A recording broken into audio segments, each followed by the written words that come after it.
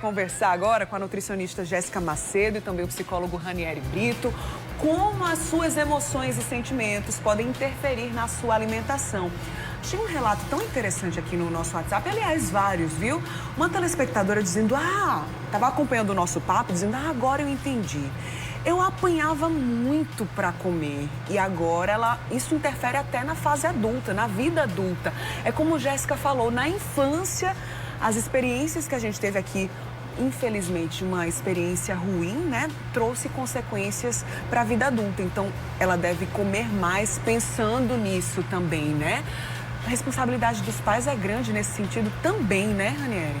Imagina, né? O quão isso foi traumático para ela e com certeza criou uma crença, né? Esse fato dela ter apanhado para comer e hoje ter uma relação com a comida não tão saudável, com certeza é consequência disso. Com certeza. Muitos relatos assim no consultório, as pessoas chegam... Interessante que Jéssica conversa sobre isso também, né? Não é somente prescrever uma dieta, um plano alimentar. Precisa conhecer o histórico do paciente e entender um pouquinho o que levou a ter sobrepeso, ou então um baixo peso, ou uma rotina ruim de alimentação também, né? Isso, Bruna, porque são esses traços que vão fazer conduzir o melhor caminho para esse paciente, né? Vou até pegar um caso recente meu que a gente sempre fala assim, o paciente quando chega, já chega com um certo tabu, né? E essa paciente chegou assim, Jéssica, sou apaixonada por pão, mas sei que você vai tirar, já com esse tabu bem... E aí eu fui pesquisar um pouco mais da vida dela, já realmente querendo saber mais da história dela, e ela me falou que a questão do pão na vida dela entrou porque o pai dela tinha esse hábito de morar no interior e trazia sempre uma sacola grande de pão e ela perdeu esse pai. Então, o pão hoje tem uma questão emocional muito forte para ela. Então, eu pegar uma paciente dessa, que tem esse histórico de emocional com um certo alimento e retirar, Bruna, a gente não vai conseguir o objetivo que a gente quer, você está entendendo? Então, tem muito essa correlação de saber um pouco do histórico de vida do meu paciente, da infância dele, os traumas, o que ele teve de felicidade, porque geralmente a gente sempre associa, vamos lá, um momento feliz, festa de criança. Então, a gente associa a festa o quê? A doces, brigadeiros, bolo. Então, geralmente, para algumas pessoas, elas levam esse tipo de alimentação como uma alimentação feliz. E aí, estou num momento triste, o que é que eu faço? Lembro de alguma coisa que me traz felicidade. E aí, recorro a essas comidas que, infelizmente, são mais calóricas, né? Trazem algum prejuízo para a nossa saúde, mas tem muito com relação a essa correlação mesmo. Entendi. Mais uma dúvida agora da Júlia Maria. Ela diz que tem uma filha com 9 anos de idade, a Maria Sofia, e ela fala que come sem limite. Já quer saber se isso é normal, até porque nessa fase da vida, né, precisa ainda mais atenção. Tá construindo a saúde, tá construindo a imunidade, né? E aí, Jéssica, com 9 anos é normal, assim, essa fome toda? Ó, eu sempre digo que essa questão das crianças, a gente tem que observar sempre a alimentação dos pais, tá? Sim. Porque aquela questão, a minha filha come muito, mas como é que tá sendo a refeição desse pai e dessa mãe? Será que em momentos de picos de estresse, de ansiedade, eles também comem muito na frente dessa criança? Então, a gente sempre diz, o exemplo arrasta, né? Se eu vejo meu pai e minha mãe tendo esses hábitos, então, provavelmente eu também vou ter. Então, leva essa criança para conversar com o psicólogo. Os pais também têm que ser acompanhados, tá? Porque a educação nutricional, ela literalmente começa na primeira infância, Bruna. Então, tem que ter esse cuidado com essa criança agora, para que lá na frente, na fase adulta, ela não desenvolva uma obesidade, uma questão de ansiedade mais forte, uma depressão. Tem que ter cuidado a partir de agora, desse momento. Com certeza. Eu acredito que muitas pessoas que estão acompanhando o nosso bate-papo agora devem ter atentado para isso que a gente está conversando, né? Talvez nunca tenha se dado conta que as emoções, os sentimentos interferem na alimentação. Como identificar, Ranieri, esses gatilhos, né? Tanta gente acompanhando aqui o nosso bate-papo e percebeu, poxa, quando eu tô com raiva eu como mais, ou quando eu tô triste eu como mais doce. Mas talvez nunca ninguém tenha atentado para isso, né? Como é que faz para identificar esses gatilhos? Verdade. Comer um doce, exagerar num dia da semana é normal. Mas racionalizar, a partir do momento quando você racionaliza, faz, poxa, eu sempre exagero quando eu tenho algum tipo de oscilação emocional, por si só isso aí já é um gatilho que a pessoa está descontando no alimento.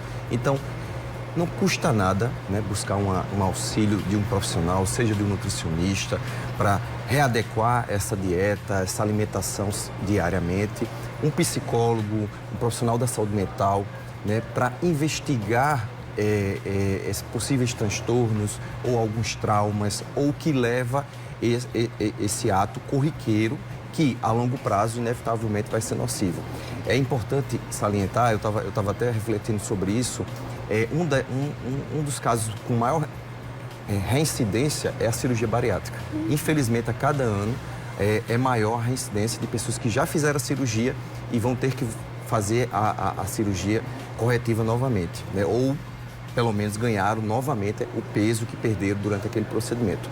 Mas é porque as pessoas fazem esse tipo de procedimento, mas não se atentam para a questão da saúde mental, né? Para a questão dos costumes que vêm, sobretudo a mente, que leva esse tipo de comportamento, e também a questão de aderir a novos hábitos alimentares. Elas acham que pelo fato de ter perdido peso, até de forma radical e abrupta, né?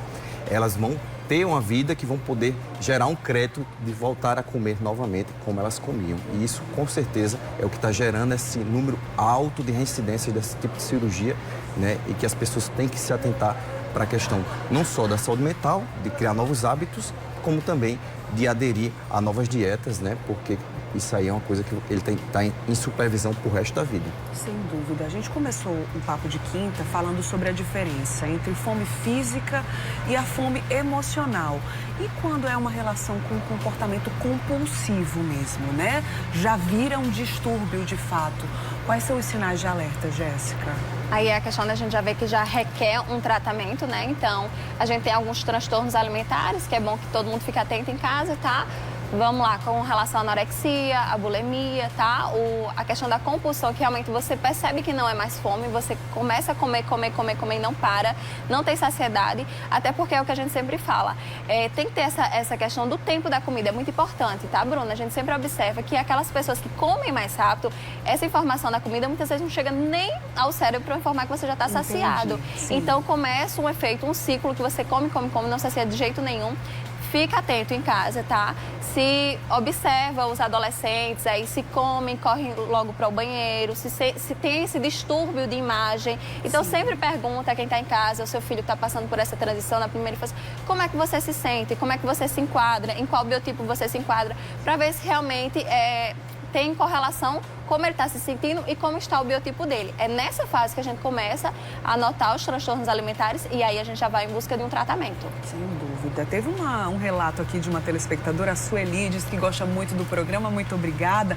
E ela disse o seguinte: eu não consigo parar de comer e agora estou doente do coração. E falou assim, ó, preciso dessa dupla. Então, as pessoas prestando atenção o quanto esse acompanhamento multidisciplinar, né? Aqui com um psicólogo e com uma nutricionista, o quanto isso é importante. Como é que vocês avaliam? A partir de que momento é realmente necessário buscar essa ajuda, né, de multifatores, com vários especialistas em conjunto, para não somente atingir aquele corpo dos sonhos, mas pensando também na saúde física e mental aí nesse caso. Qual é o momento de buscar ajuda? Bruna, a partir de um momento em que se descobrir que existe um comportamento disfuncional, né? E aí hoje é cada vez mais importante esse trabalho em conjunto com equipes multiprofissionais, né? Imagina a gente só tratar a mente, mas a pessoa em casa tem hábitos que não são equilibrados no que diz respeito à alimentação. Sim. Então, isso aí são duas especialidades, mas hoje cada vez mais se amplia também, né? É o TO em algum caso mais específico, é um psiquiatra quando vai precisar de uma intervenção medicamentosa e por aí vai. Quanto mais ele tiver uma equipe que vai favorecer trabalhar todos esses aspectos da vida, melhor será o sucesso para aquele tratamento, para aquela nova vida que a pessoa vai buscar a partir da adesão de novos hábitos também. Sem julgamento, né? O acolhimento é fundamental, acho que é imprescindível, na verdade, para o sucesso do tratamento, né? E a aderência também, a adesão, para que a pessoa leve aquilo como realmente estilo de vida, não somente como uma fase, né, Jéssica? Isso, a gente sempre fala, né, que a nossa missão é promover saúde e ter esse acolhimento. A gente sempre fala, quando o paciente chega tanto no consultório de nutrição quanto no consultório de psicologia, eu acredito, ele necessita desse acolhimento. Então, assim, o julgamento, ele acaba fazendo esse julgamento por si só. Então, enquanto profissional de nutrição e de psicologia, a nossa tarefa é acolher esse paciente e realmente traçar metas para ele e procurar aí o melhor desencadear para o fechamento desses transtornos. Com certeza. Vou deixar aqui o Instagram desses dois especialistas maravilhosos para você ter contato, quem sabe buscar ajuda mesmo profissional, tirar dúvidas. Tá aí o Instagram de Jéssica, @NutriJessicaMacedo, tá na tela. E o Instagram de Ranieri também, @RanieriBrito, _psicólogo. Gente, obrigada. Um excelente papo. Passaria aqui horas e horas conversando com vocês. Obrigada. E feliz dia mais uma vez, viu, Nutri? Obrigada. Um cheiro para vocês. Até a próxima, Obrigado, Bruna. viu? Até a próxima. Bom demais. Deixa eu dar uma